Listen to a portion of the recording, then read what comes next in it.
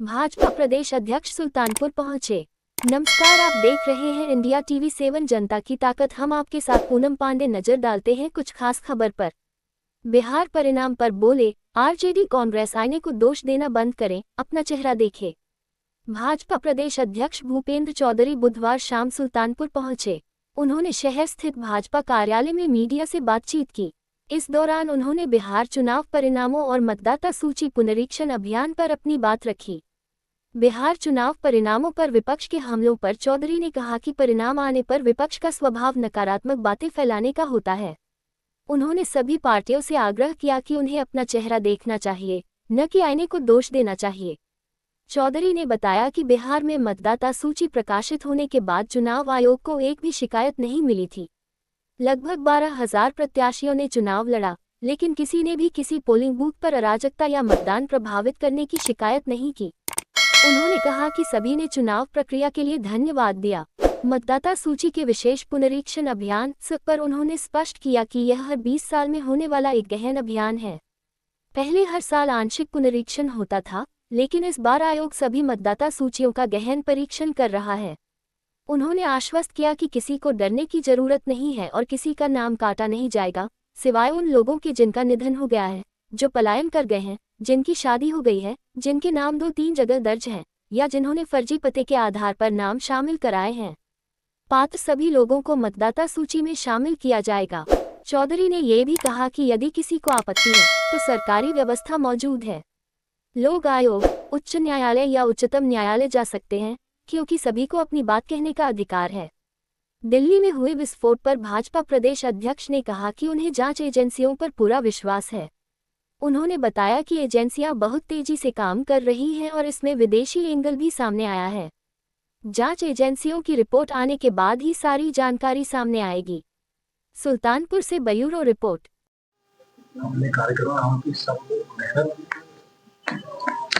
और अगर हम सरकार में हैं, सरकार के कामकाज का लेखा जोखा हम लोग लगातार अपने कार्यक्रम और अभियानों के माध्यम से जनता के बीच में रखते हैं।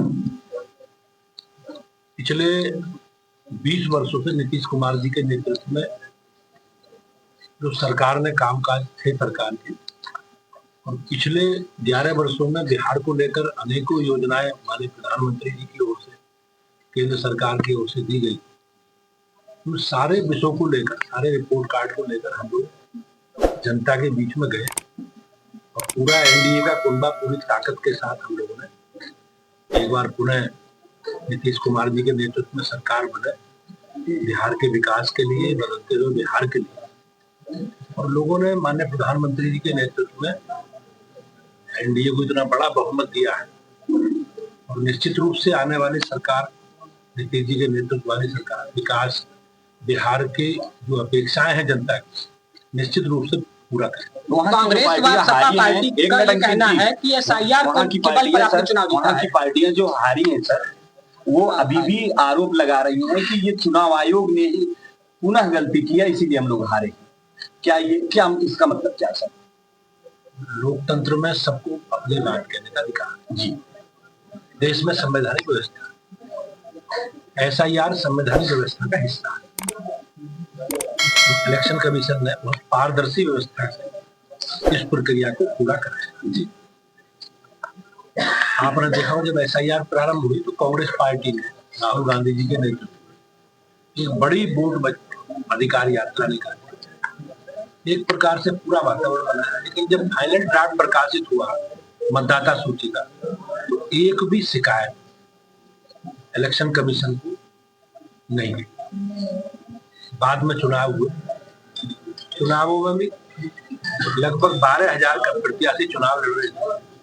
किसी एक भी प्रत्याशी ने किसी एक पोलिंग बूथ पर अराजकता की, पोलिंग को प्रभावित करने की कोई शिकायत नहीं। किसी एक पोलिंग प्रत्याशी ने, कैंडिडेट ने किसी भी पार्टी के रीपोल की मांग की है, और निश्चित रूप से सबने धन्यवाद किया। लेकिन जब परिणाम आए तो जो उनका स्वभाव है नेगेटिव एजेंडा चलाने का, मेरा उनसे निवेदन है सभी विपक्षी पार्टी के अपना चेहरा देखना चाहिए, ना कि आईने को दोष देना चाहिए। सऊदी अरब में SIR को लेकर- मदीना में जो सड़क हादसा हुआ है जिसमें भारतीय हमारे सड़क हादसे में जिनकी जान गई, उनके लिए सरकार किस तरह का कदम उठा रही है? निश्चित रूप से हमारे लिए, सबके लिए दुखद घटना है और सरकार संवेदनशील है।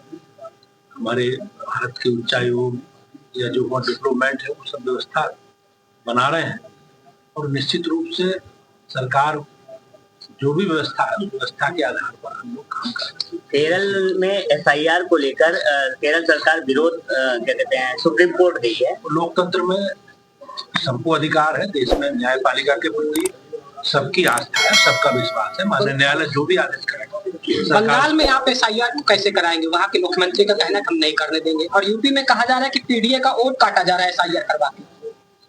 पहले तो सर SIR जब तुम बता दें इस एक्सप्लेनेशन कर दें सर कि ये है क्या थी। ये मतदाता सूची का एक विशेष पुनरीक्षण अभियान है जी, जो 20 वर्ष बाद हो गया, होता रहा है पहले से। हर वर्ष मतदाता सूची का पुनरीक्षण अभियान चलता है, लेकिन ये आंशिक होता है। इस बार सरकार मतलब आयोग की तरफ से सारी मतदाता सूची को गहन परीक्षण करके और एक मतदाता सूची बनाई जा रही है।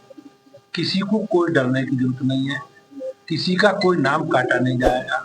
केवल ऐसे लोग जो मतदाता सूची में जिनका निधन हो गया, ऐसे लोग जो पलायन करके दूसरी जगह चले गए, ऐसी बच्चियां जिनकी शादी हो गई, या ऐसे लोग जो 2-2, 3-3 जगह मतदाता है, या ऐसे लोग जो फर्जी मत एड्रेस के आधार पर मतदाता सूची में नाम शामिल किए गए, उन नामों को हटाया जाएगा और पात्र सभी लोगों को मतदाता सूची में शामिल किया जाएगा।